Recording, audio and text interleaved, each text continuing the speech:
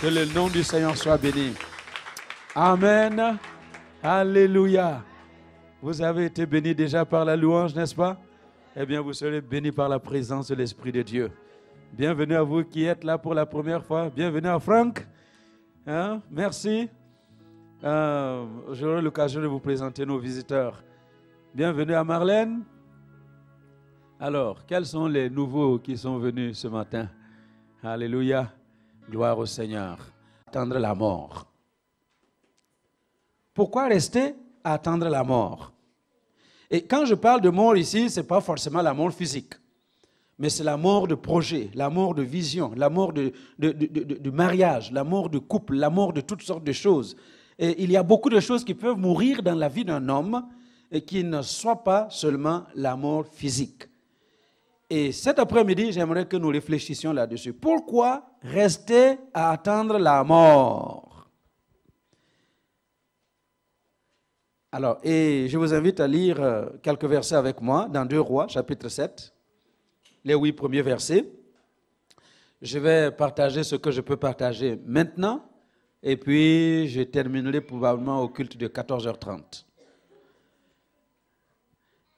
2 Rois 7, versets 1 à 8. Si vous avez trouvé, nous pouvons nous lever et lire la parole de Dieu ensemble à haute et intelligible voix. Est-ce que je peux vous inviter à vous lever? On va lire sur le vidéoprojecteur. Voilà, papa, vous restez assis. Amen. Alléluia. Nous lisons ensemble. Élisée dit, écoutez la parole de l'Éternel. Ainsi parle l'Éternel. Demain, à 7 heures, on aura une mesure de fleur de farine pour 1 sicle et 2 mesures d'orge pour 1 sicle à la porte de Samarie. Come on. L'officier sur la main duquel s'appuyait le roi répondit à l'homme de Dieu, quand l'Éternel ferait des fenêtres au ciel, pareille chose arriverait-elle?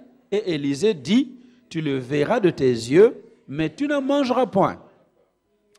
Il y avait à l'entrée de la porte 4 lépreux qui se dirent l'un à l'autre, quoi?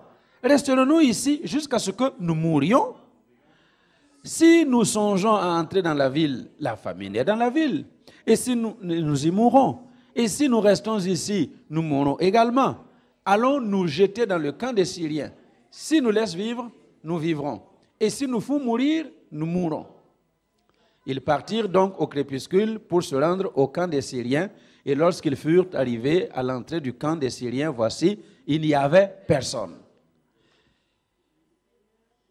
Le Seigneur avait fait entendre dans le camp des Syriens un bruit de chars, un bruit de chevaux, le bruit d'une grande armée. Et ils s'étaient dit l'un à l'autre, voici, le roi d'Israël a pris à sa solde contre nous les rois des Hétiens et les rois des Égyptiens pour venir nous attaquer. Ils se levèrent et prirent la fuite au crépuscule, abandonnant leurs tentes, leurs chevaux et leurs ânes, le camp tel qu'il était, et ils s'enfuirent pour sauver leur vie. Les lépreux étant arrivés à l'entrée du camp, pénétrèrent dans une tente, mangèrent et burent, et en emportèrent de l'argent, de l'or et des vêtements qu'ils allèrent cacher. Ils revinrent, pénétrèrent dans une autre tente, et en emportèrent des objets qu'ils allèrent cacher. Amen. Seigneur, ceci est ta parole, et la parole est esprit. Si ce n'est pas avec ton esprit, je ne peux pas la comprendre. Je ne peux pas l'expliquer à ton peuple. Alors, Saint-Esprit, prends le contrôle de tout et que cette parole sorte avec toute son autorité et toute sa puissance et que quelqu'un soit libéré par la parole aujourd'hui et que la gloire de Dieu descende au milieu de nous. Au nom de Jésus. Amen. Alléluia. Je vous invite à vous asseoir. Alors, pourquoi dire les 4 lépreux, restez ici à attendre la mort? Pourquoi rester à attendre la mort? Vous connaissez la situation des lépreux en ce temps-là où ce texte a été écrit. Vous savez comment les lépreux étaient des laissés pour compte et vivaient en dehors du camp, ne pouvaient pas entrer dans la ville, ne pouvaient avoir un contact avec personne. C'était des abandonnés de la société. Mais ces lépreux, à un moment donné de leur vie, ont résolu, ont pensé que leur situation pouvait changer. S'ils restaient là où ils étaient, c'était la mort certaine. Et en introduisant cette méditation, j'aimerais que nous réalisions qu'il y a de la puissance dans la parole de Dieu. Quand Dieu dit un mot, quand Dieu dit une parole, il accompagne cette parole avec une puissance. Et cette parole ne peut pas retourner à Dieu sans avoir accompli l'objectif pour lequel elle a été libérée. Hébreux 4:12, vous connaissez ce verset, car la parole de Dieu est vivante, elle est efficace, elle est plus tranchante qu'une épée à deux tranchants. Elle pénètre jusqu'à partager l'âme et l'esprit, les jointures et la moelle. Elle juge les sentiments et les pensées du cœur. C'est ça la parole de Dieu. La parole de Dieu, elle est puissante, elle est vivante. Et le psaume 29, verset 9 dit que la même parole de Dieu peut même faire enfanter des biches. Vous savez, quand nous avons la parole de Dieu qui est libérée, quand nous sommes animés par la parole de Dieu, il y a des naissances miraculeuses qui peuvent prendre place. Alléluia. Amen. Vous savez ce que Dieu fait dans cette église pour les naissances miracles, comment Dieu bénit l'église avec des bébés et des bébés.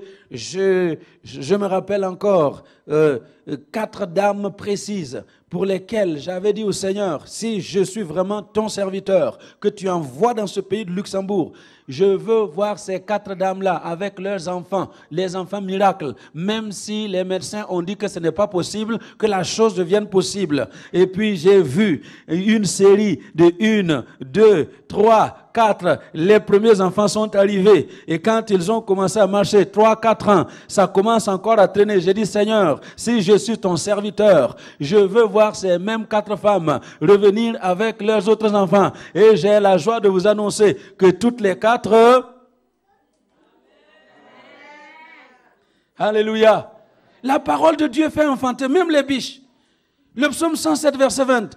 La parole de Dieu guérit. Il a envoyé sa parole pour nous guérir. Et cet après-midi, si nous saisissons la parole de Dieu, tu vas ressortir avec ta guérison. La parole de Dieu ressuscite les morts. Elle appelle à l'existence les choses qui n'existent pas. Et s'il y a quelque chose qui n'existe pas encore dans ta vie, aujourd'hui, la même parole de Dieu peut amener cette chose à l'existence. La parole de Dieu ne change pas. Nous dit Pierre, dans sa première épître au chapitre 1, verset 25, la parole de Dieu ne change pas. Elle subsiste éternellement. Alléluia. La parole de Dieu, quand elle est libérée, elle court avec vitesse pour aller accomplir l'objectif pour lequel Dieu l'a envoyé. Et la parole de Dieu, laissez-moi vous résumer, la parole de Dieu est une personne. La parole de Dieu s'appelle Jésus. C'est le Seigneur des Seigneurs, le Roi des Rois. Au commencement était la parole. Et la parole était avec Dieu. Et la parole était auprès de Dieu. Et la parole a été faite chair. Et la parole a marché au milieu de nous, pleine de grâce et de vérité. Cette parole-là, c'est Jésus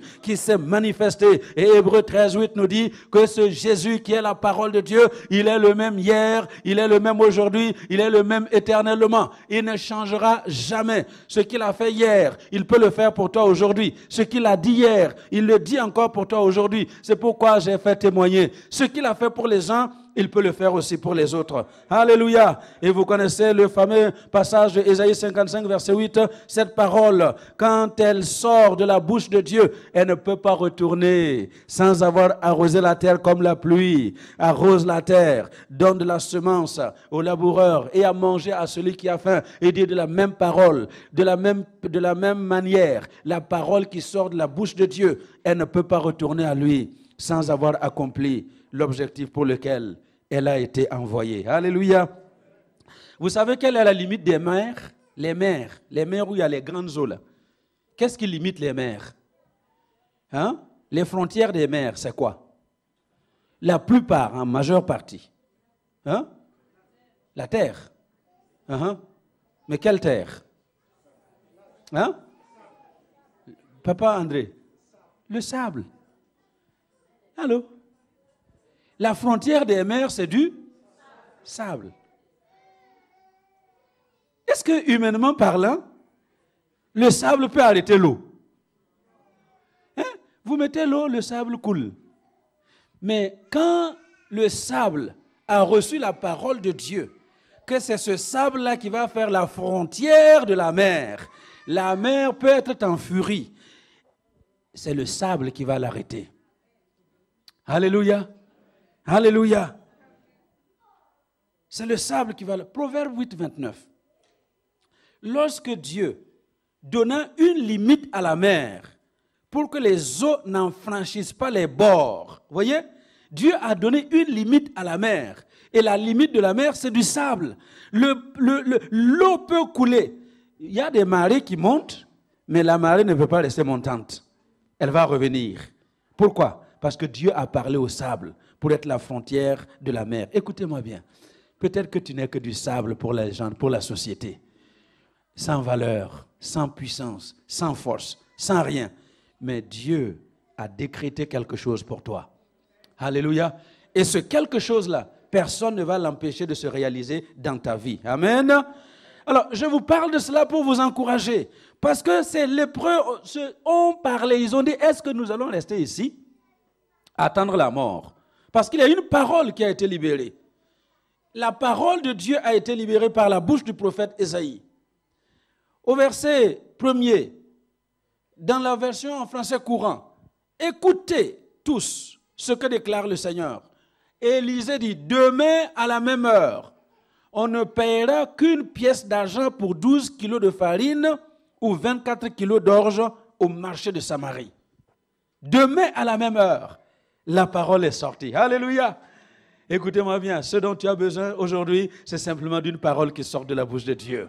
Une parole qui sort de la bouche de Dieu te suffit pour que tu reçoives tout ce que tu dois recevoir. La parole est sortie, que demain à la même heure, combien de kilos? 12 kilos de farine. On va l'acheter pour une pièce d'argent. Amen. Et ce que j'aime, c'est que peut-être que les lépreux n'ont même pas entendu cette parole. Parce qu'ils n'étaient pas dans la ville. Et il n'y a personne qui soit allé leur dire que demain, il y aura à manger dans la ville. Ils n'étaient même pas au courant. Mais la parole a été libérée. Écoutez-moi bien. Cet après-midi, Dieu est en train de libérer des paroles. Dans la louange, Dieu a libéré des paroles. Dans les témoignages, Dieu a libéré des paroles. Et il est en train de libérer. Si quelqu'un saisit simplement cette parole, amen, la parole fera son effet dans votre vie. Tout est question d'attitude. Alléluia. Tout est question d'attitude. Alors demande à ton voisin, quelle sera ton attitude face à la parole de Dieu cet après-midi?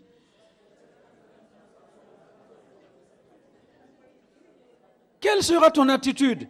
Tout est question d'attitude. Vous allez entendre la même parole. Nous allons entendre la même parole. Et je peux vous assurer que quelqu'un va sortir de ce lieu-là avec son miracle dans les mains. Et il va vivre son miracle. Et quelqu'un d'autre va partir en négligeant ce qu'on a entendu, simplement parce qu'on a eu l'habitude d'entendre la même chose, la même parole. Écoutez-moi bien, la parole de Dieu est vivante. Alléluia. Le verset que tu as lu hier, ce n'est pas le même verset que tu lis aujourd'hui. Et là, elle vit. Est-ce que vous m'entendez? Jean 3,16 là que vous citez, si vous le citez aujourd'hui, ce n'est pas le même Jean 3,16 que tu vas citer demain. Elle est vivante. Et si nous croyons dans la vie de la parole de Dieu, elle fera son effet dans nos vies. Amen. Alors les lépreux, parce qu'ils ont compris que leur situation ne dépendait pas, leur avenir ne dépendait pas de ce qu'ils vivaient aujourd'hui, ils ont décidé. Et ils se sont posé cette question. Est-ce que nous allons rester ici jusqu'à attendre la mort? Pourquoi rester jusqu'à attendre la mort? Pourquoi rester jusqu'à ce que ton mariage soit complètement abîmé et que tu divorces? Pourquoi rester jusqu'à ce que la maladie t'amène dans la tombe? Pourquoi rester à l'hôpital alors qu'il suffit de te mettre en accord avec ton fils de combien? Quel âge il a, le petit Ethan? 7 ans. Pourquoi rester à l'hôpital quand il faut seulement se mettre en accord avec son fils de 7 ans et dire je veux sortir aujourd'hui? Et Dieu répond à une telle prière. Et c'est là que je voudrais que vous compreniez. Pourquoi rester dans la condition dans laquelle tu te trouves? Pourquoi tu vas accepter de continuer de vivre cette condition-là dans laquelle tu vis? Écoutez-moi bien. La situation dans laquelle tu vis, elle restera aussi longtemps que tu permettras qu'elle reste dans ta vie. Si tu te lèves aujourd'hui, tu dis c'est fini.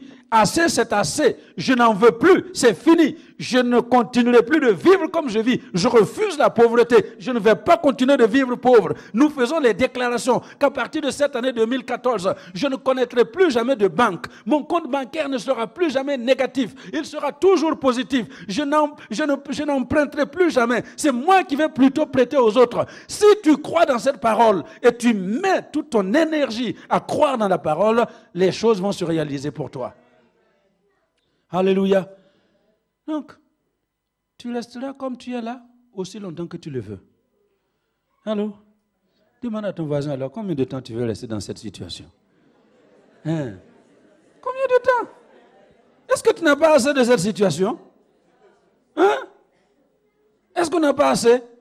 On en a, moi j'en ai assez. Donc je refuse de mourir étant assis. Amen. Alors les lépreux vont faire 3 choses. 3 choses que je n'aurai pas le temps de vous expliquer, mais je vous les donne. Et puis, je parlerai juste du premier point, et puis les 2 autres, on en parlera au culte de 14h30. 3 choses. Première chose que les lépreux vont faire, c'est ce que j'appelle un changement de mentalité. Changement de mentalité. Dis à ton voisin, il faut que ça change. Touche sa tête là, mets ton doigt sur sa tête. Tu dis ça, il faut que tu changes. Alléluia. La tête là, ça doit changer. Changement de mentalité. Amen. La première chose qu'ils ont faite, c'est un changement de mentalité. Et ils ne sont pas restés avec ce changement de mentalité parce qu'ils ont dit, mais comment? On va rester ici pour attendre la mort. Attendre la mort. C'est une mentalité d'attendre la mort. Comme les enfants d'Israël, nous, on était à leurs yeux comme des sauterelles. Ils avaient la mentalité de sauterelles, la mentalité d'esclaves. Ils ne voulaient pas entrer dans le pays promis. Et c'est l'attitude des lépreux. Jusqu'ici, leur mentalité, c'est rester pour mourir. Rester pour mourir. On est en dehors du camp, on attend la mort. Allô? Donc, il commence par changer de mentalité. Je vous donne les 2 points, comme ça, même si vous ne restez pas, vous pouvez méditer après. La deuxième chose qu'ils font, non seulement il y a eu le changement de mentalité, mais ils ont pris une ferme résolution. Hein? Si tu marches dans le changement de mentalité et tu ne prends pas de résolution, ça ne changera rien dans ta vie. Et la troisième chose qu'ils ont faite, ils ont agi. Alléluia.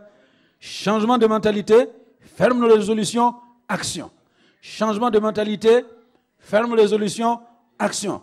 Ils ont changé de mentalité. Ils ont refusé de rester là jusqu'à ce qu'ils meurent. Refuse de rester dans ta condition jusqu'à ce que tu meurs. Alléluia. Est-ce que tu vas rester célibataire jusqu'à ce que tu meurs? Non!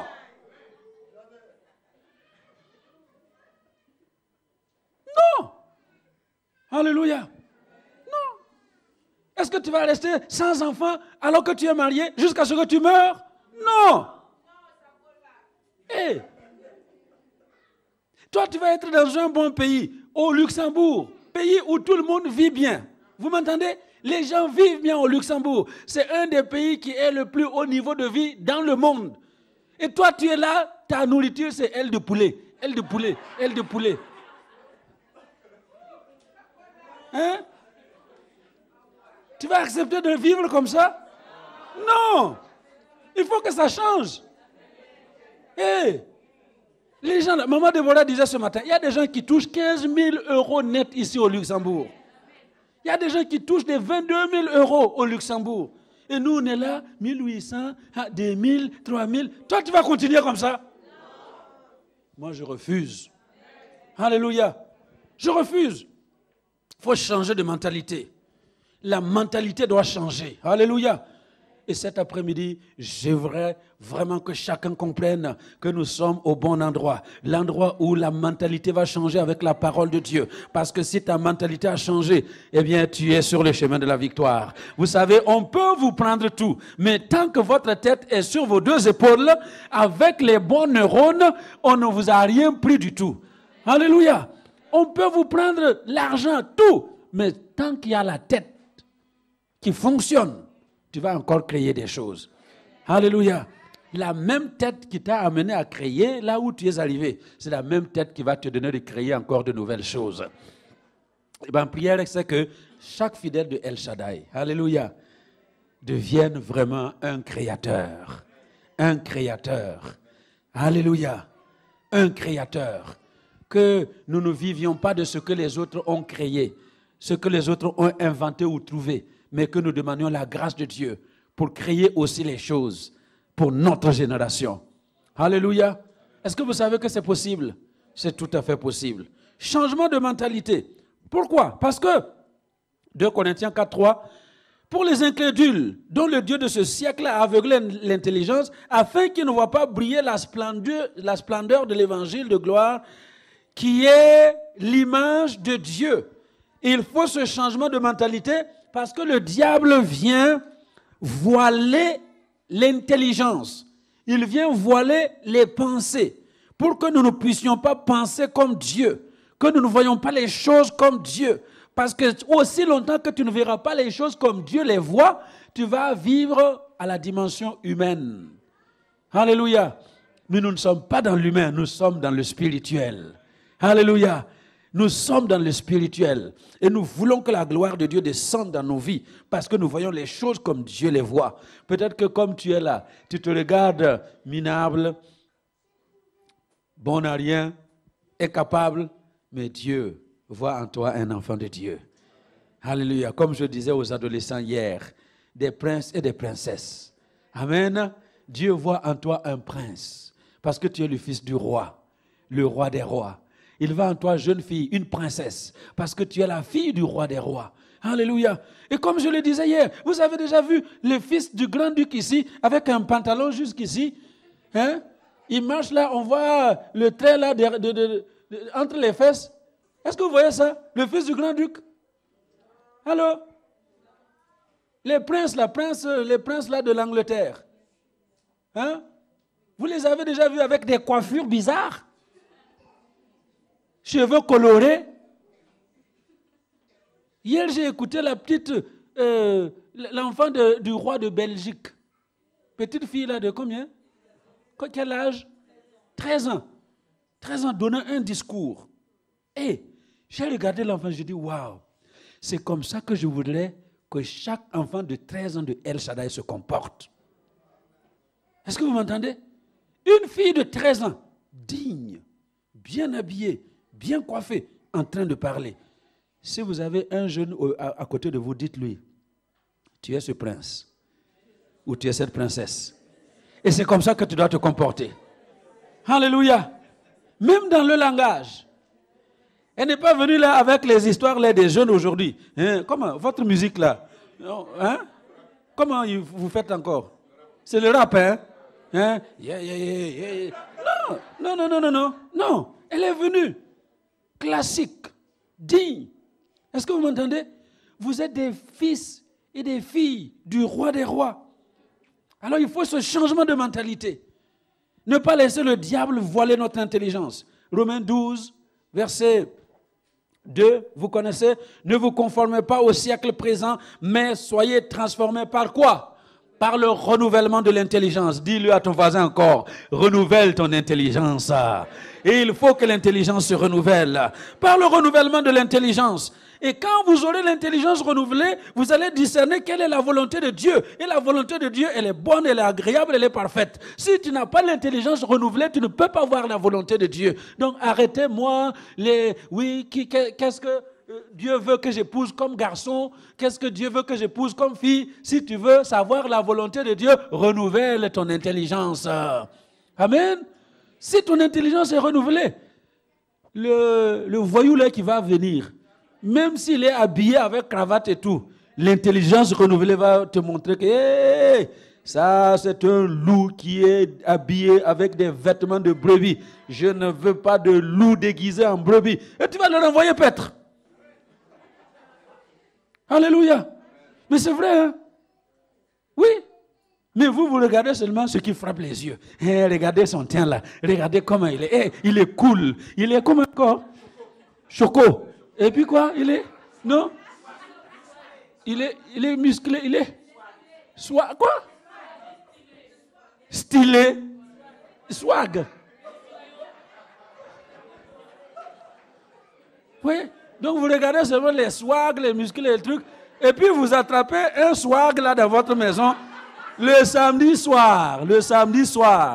Hein? Le samedi soir, vous êtes là aux îles Canaries, voyage de noces. Le monsieur a découché. Il vous a laissé à l'hôtel. Il est parti là où il a l'habitude de partir. Hein? Vous voyez?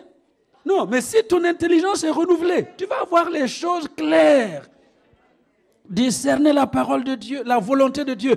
Et tu vas pouvoir marcher dans la volonté de Dieu. Mais si ton intelligence n'est pas renouvelée, je te plains. Je te plains. Parce que tu vas faire de très mauvais choix dans la vie. Alléluia. Oui, le diable est très malin. Nous, on joue, on rigole, mais lui, il ne rigole pas. Hein? Dis à ton voisin, le diable ne rigole pas des... Même quand il fait semblant de rigoler, c'est pour bien t'avoir. Lui, il ne rigole pas. Et quand il vient, il vient avec ruse pour enlever tes pensées et mettre ses pensées. Quand il réussit à enlever tes pensées et il sème ses pensées à lui, c'est fini pour toi. Regardez le cas de Judas.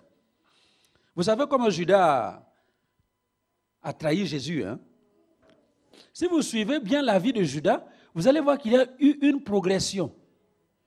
Une progression dans la trahison. D'abord, les évangiles nous disent que Judas aimait l'argent. Hein?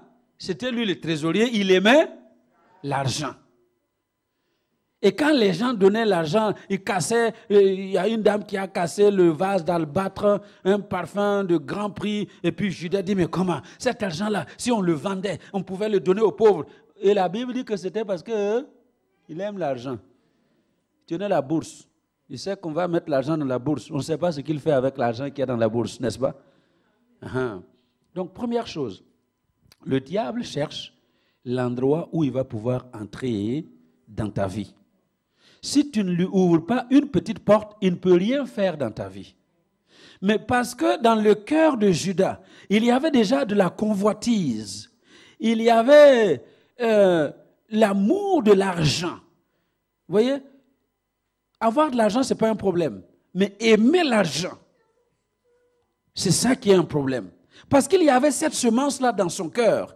Voici la progression que le diable va suivre pour aller entrer définitivement dans la vie de Judas. Regardez, Marc 14, verset 10.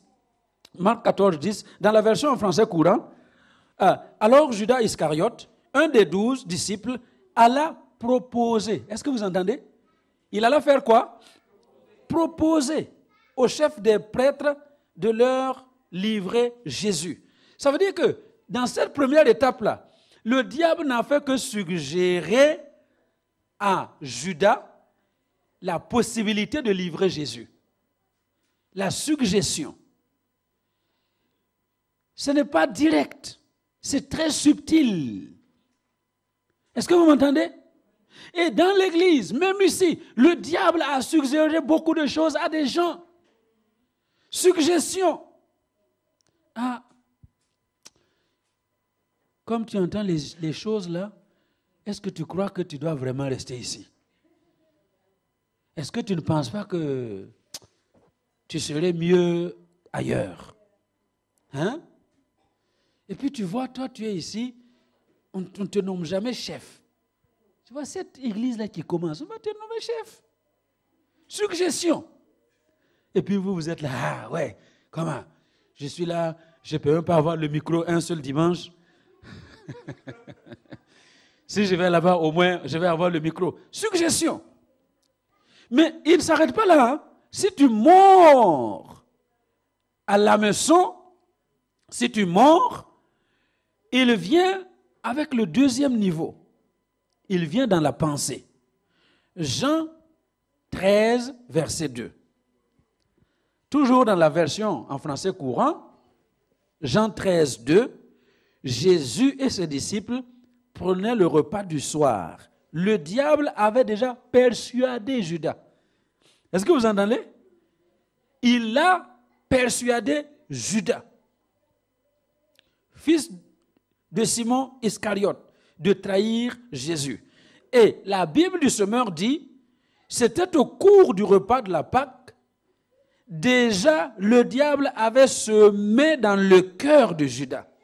Il avait déjà semé. C'est-à-dire que cette fois-ci, il est passé au niveau des pensées. Ce n'est plus la suggestion, mais c'est dans la pensée. Il a réussi à persuader Judas. Comment on vous persuade? Par la pensée, hein? On vous a tellement torturé. Quand on parle de lavage de cerveau, là, c'est comme ça, hein?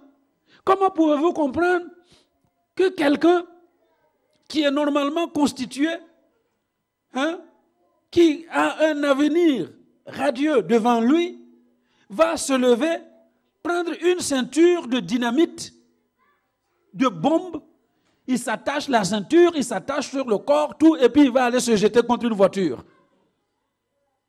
Si on n'a pas travaillé la pensée d'une telle personne, la plupart des hommes se battent pour ne pas mourir, non?